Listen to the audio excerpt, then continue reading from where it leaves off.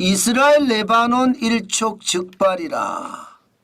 이러다 전면전 터진다. 이 말이 사실일까요?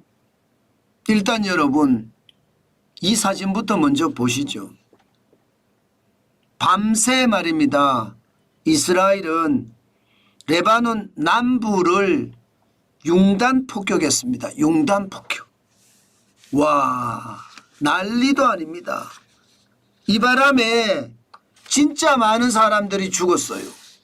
한두 사람이 죽은 것이 아니라 현재까지 파악된 것만 356명이 죽었습니다.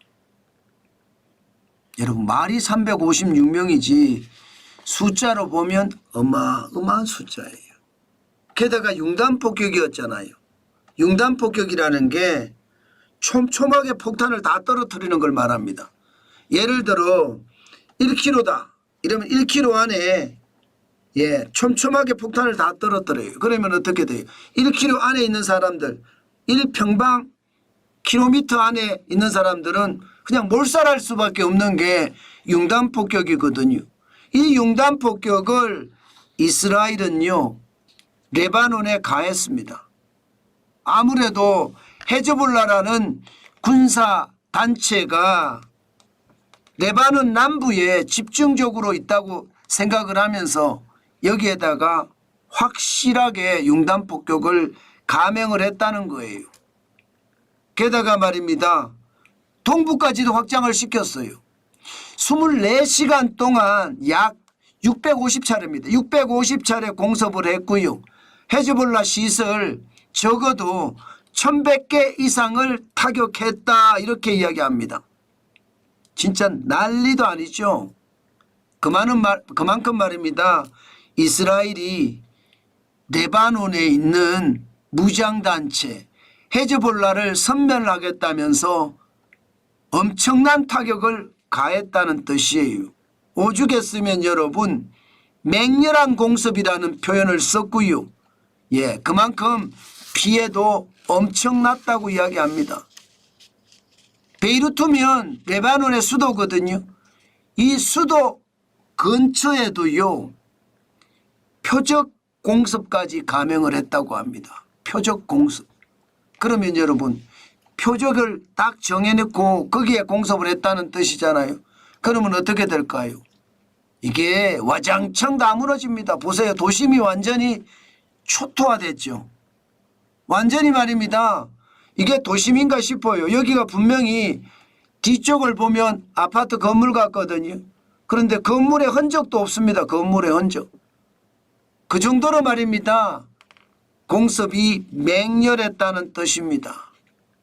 수만 발의 탄약을 파괴를 하고 로켓을 파괴를 했다고 하니까 지금 이만큼 말입니다. 심각했다는 뜻입니다. 이 정도면 여러분 헤즈볼라 입장에서 레바논 입장에서 이게 가만히 참고 넘어갈 문제가 아니잖아요.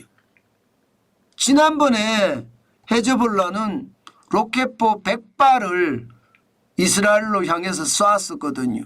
거기에 대한 보복 공격으로 이번에는 보이지만 워낙 광범위하게 일어났기 때문에 지금 전면전이 아니냐 이렇게 이야기할 정도로 지금 중동의 정세는 일촉즉발이라는 뜻입니다. 일촉즉발. 장난이 아니라는 뜻이죠. 그만큼 말입니다. 이스라엘의 공습은 완전히 어마어마했다고 이야기합니다. 이런 것을 보면 세계 경제 지금 언제든 말입니다. 굉장히 악화된 상황으로 갈 수도 있겠다 이런 생각이 들지 않았어요. 그만큼 말입니다. 중동은요. 이게 화약고라는 표현이 이제 안 어울립니다. 이스라엘은 하마스하고 전쟁을 하고 있는 와중에 헤즈볼라와 전쟁을 하면서 레바논과 전면전을 벌이려고 하잖아요. 여기에 이란은 또 언제든지 이스라엘을 공격한다고 이야기합니다. 그야말로 화약고가 아니라 이제 중동의 전쟁터가 된 거예요. 그 정도로 중동은요. 지금 언제 터질지도 모르는 그런 전면전의 상황, 일촉즉발이라는 말이 전혀 틀리지 않는 상황이라 생각해도 무방합니다.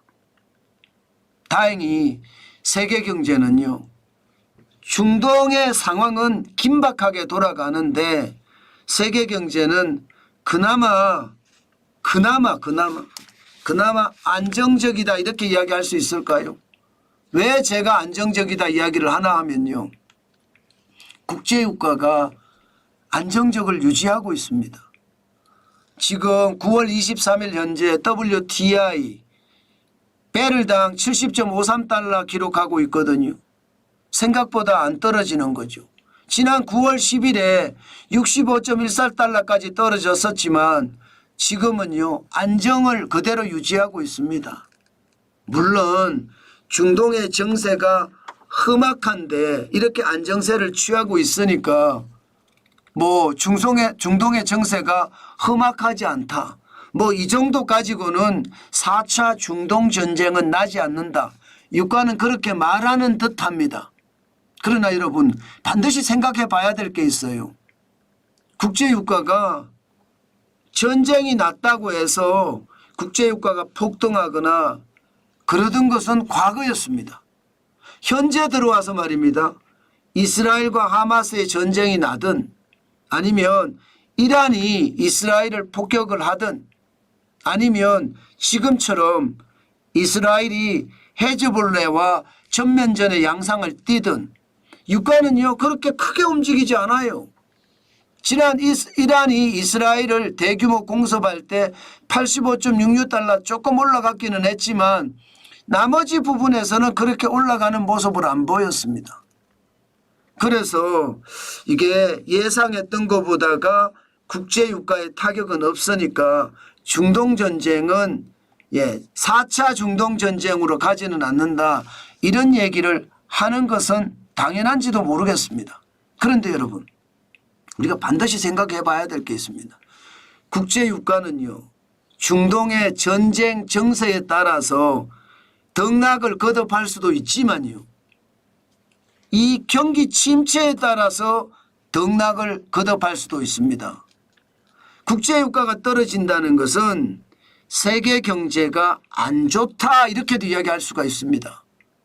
세계 경제가 좋지 않으니까 공장이 덜 돌아가잖아요. 그러면 원유의 수입량 혹은 원유의 소비량이 적겠죠. 그러면 국제유가는요, 수요가 줄어들면 가격이 떨어지는 건 일반적이잖아요.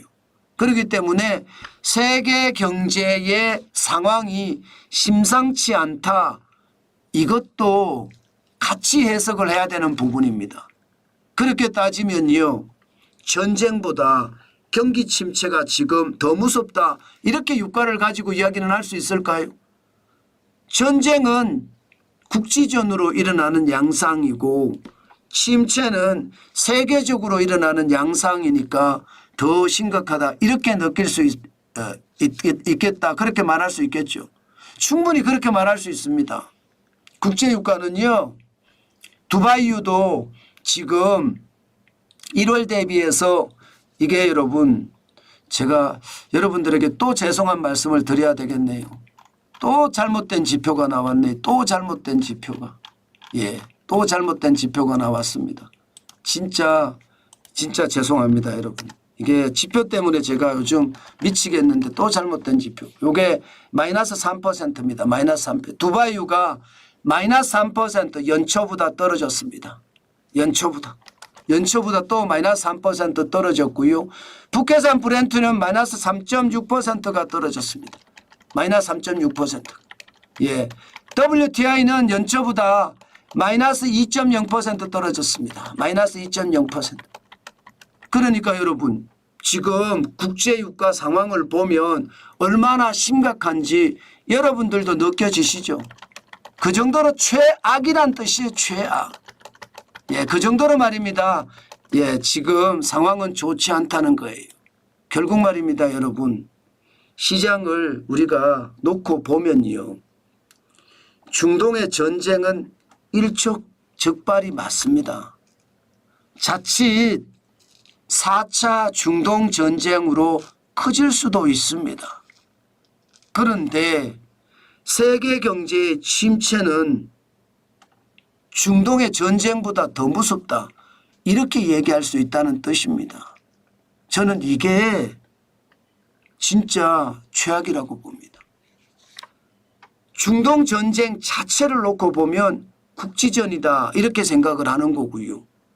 경기 침체는 미국뿐만 아니라 유럽, 중국 할 것 없이 세계적인 상황이다. 이렇게 투자자들은 해석을 하는 거예요.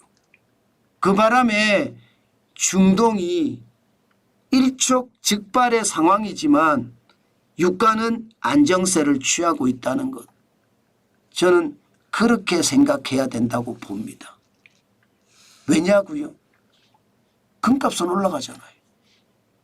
금값은 또 사상 최고까지 올라갔잖아요. 금값은 또 사상 최고까지.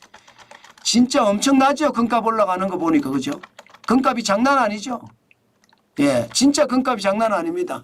9월 23일 현재 트로이 온스당 1651달러까지 갔습니다. 1651달러까지. 예, 사상 최고치라고 이야기하면 됩니다. 사상 최고치. 장난 아닙니다. 지금.